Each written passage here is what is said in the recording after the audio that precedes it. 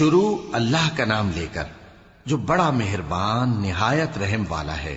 کاف ہا یا عین صاد، یہ تمہارے پروردگار کی مہربانی کا بیان ہے جو اس نے اپنے بندے زکریا پر کی تھی، جب انہوں نے اپنے پروردگار کو دبی آواز سے پکارا اور کہا کہ اے میرے پروردگار، میری ہڈیاں بڑھاپے کے سبب کمزور ہو گئی ہیں اور سر سفید بالوں کی وجہ سے چمکنے لگا ہے، اور اے میرے پروردگار، میں تجھ سے مانگ کر کبھی محروم نہیں رہا، اور میں اپنے بعد اپنے بھائی بندوں سے ڈرتا ہوں، اور میری بیوی بانجھ ہے، پھر بھی مجھے اپنے پاس سے ایک وارث عطا فرما جو میری اور اولاد یعقوب کی میراث کا مالک ہو، اور اے میرے پروردگار اس کو خوش اخلاق بنائیو۔ فرمایا اے زکریا، ہم تم کو ایک لڑکے کی بشارت دیتے ہیں جس کا نام یحییٰ ہوگا، اس سے پہلے ہم نے اس نام کا کوئی شخص پیدا نہیں کیا۔ انہوں نے کہا کہ پروردگار، میرے ہاں کس طرح لڑکا ہوگا جبکہ میری بیوی بانجھ ہے اور میں بڑھاپے کی اس حالت کو پہنچ گیا کہ سوکھ گیا ہوں۔ حکم ہوا کہ اسی طرح ہوگا۔ تمہارے پروردگار نے فرمایا ہے کہ مجھے یہ آسان ہے، اور میں پہلے تم کو بھی تو پیدا کر چکا ہوں اور تم کچھ چیز نہ تھے۔ کہا کہ پروردگار میرے لیے کوئی نشانی مقرر فرما۔ فرمایا نشانی یہ ہے کہ تم صحیح و سالم ہوتے ہوئے 3 رات دن لوگوں سے بات نہ کر سکو گے۔ پھر وہ عبادت کے حجرے سے نکل کر اپنی قوم کے پاس آئے تو ان سے اشارے سے کہا کہ صبح و شام تسبیح کرتے رہو۔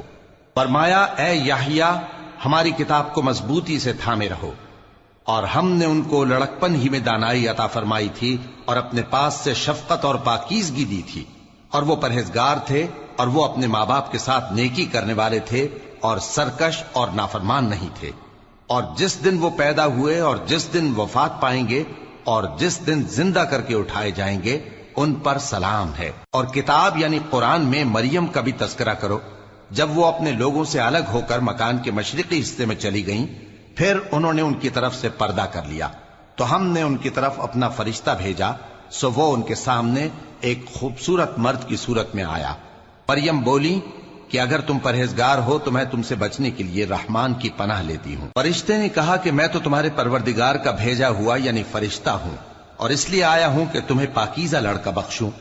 مریم نے کہا کہ میرے ہاں لڑکا کیوں کر ہوگا جبکہ مجھے کسی مرد نے بطور شوہر چھوا تک نہیں اور میں بدکار بھی نہیں ہوں۔ فرشتے نے کہا کہ یوں ہی ہوگا۔ تمہارے پروردگار نے فرمایا کہ یہ مجھے آسان ہے اور میں اسے اسی طریق پر پیدا کروں گا تاکہ اس کو ہم لوگوں کے لیے اپنی طرف سے نشانی اور ذریعہ رحمت بنائیں، اور یہ کام مقرر ہو چکا ہے۔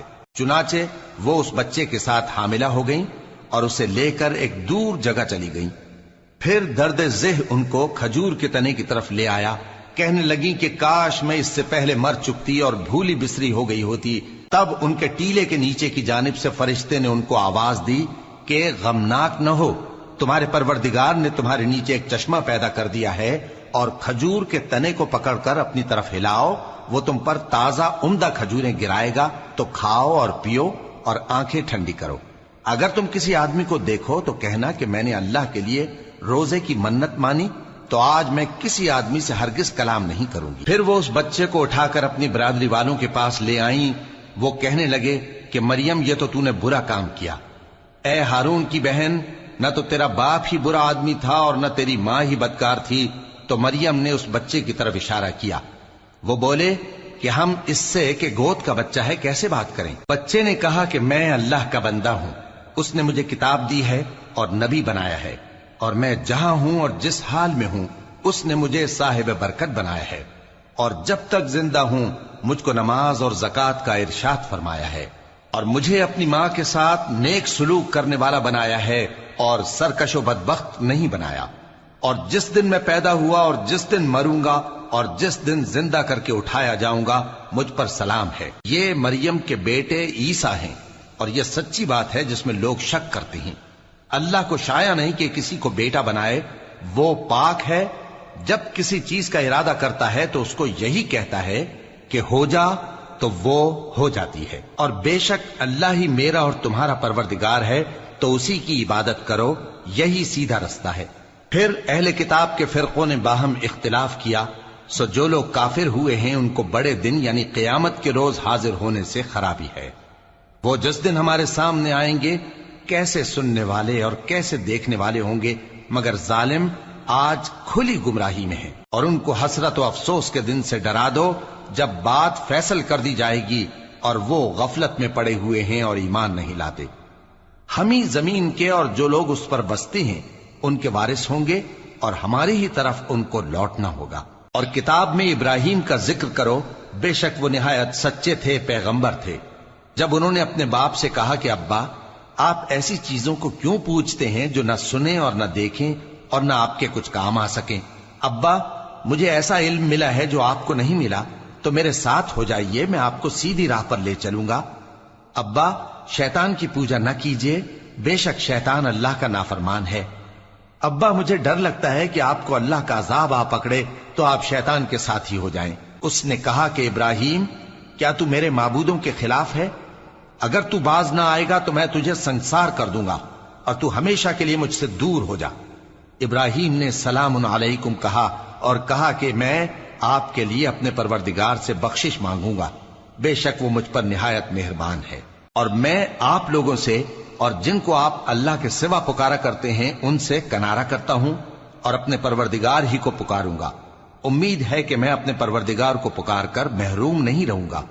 اور جب ابراہیم ان لوگوں سے اور جن کی وہ اللہ کے سوا پرستش کرتے تھے الگ ہو گئے، تو ہم نے ان کو اسحاق اور اسحاق کو یعقوب بخشے، اور ہر ایک کو پیغمبر بنایا، اور ہم نے ان کو اپنی رحمت سے بہت سی چیزیں عنایت کی، اور ان کا ذکر جمیل بلند کیا۔ اور کتاب میں موسیٰ کا بھی ذکر کرو، بے شک وہ ہمارے برگزیدہ تھے اور رسول تھے، نبی تھے، اور ہم نے ان کو طور کی داہنی طرف سے پکارا اور باتیں کرنے کے لیے نزدیک بلایا، اور اپنی مہربانی سے ان کو ان کا بھائی ہارون پیغمبر بنا کر عطا کیا۔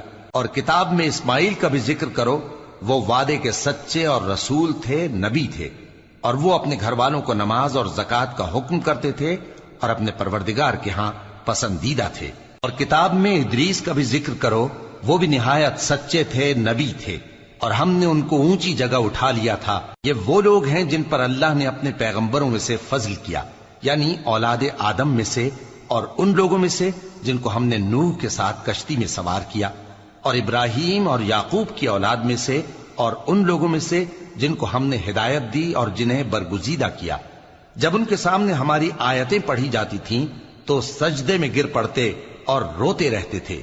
پھر ان کے بعد چند ناخلف ان کے جانشین ہوئے جنہوں نے نماز کو ضائع کر دیا اور خواہشات نفسانی کے پیچھے لگ گئے، سو ان قریب ان کو گمراہی کی سزا ملے گی۔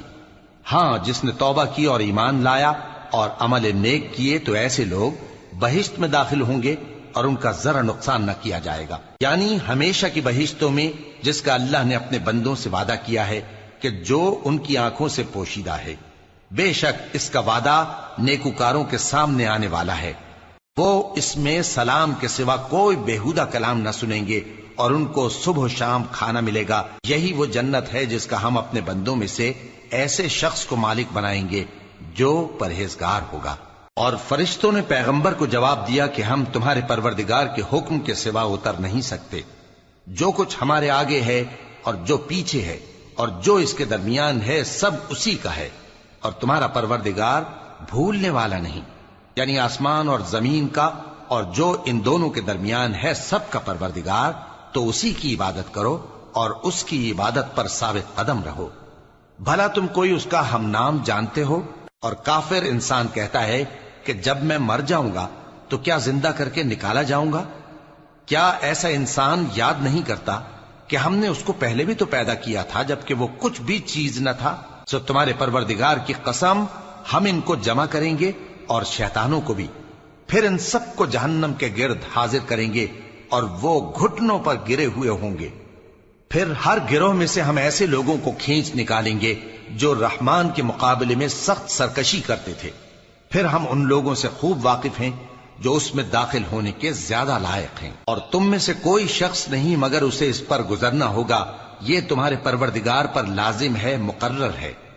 پھر ہم پرہیزگاروں کو نجات دیں گے اور ظالموں کو اس میں گھٹنوں کے بل پڑا ہوا چھوڑ دیں گے۔ اور جب ان لوگوں کے سامنے ہماری آیتیں پڑھی جاتی ہیں تو جو کافر ہیں وہ مومنوں سے کہتے ہیں کہ دونوں فریق میں سے مکان کس کے اچھے اور مجلسیں کس کی بہتر ہیں، اور ہم نے ان سے پہلے بہت سی امتیں ہلاک کر دیں وہ لوگ ان سے ٹھاٹ باٹ اور نمود و نمائش میں کہیں اچھے تھے۔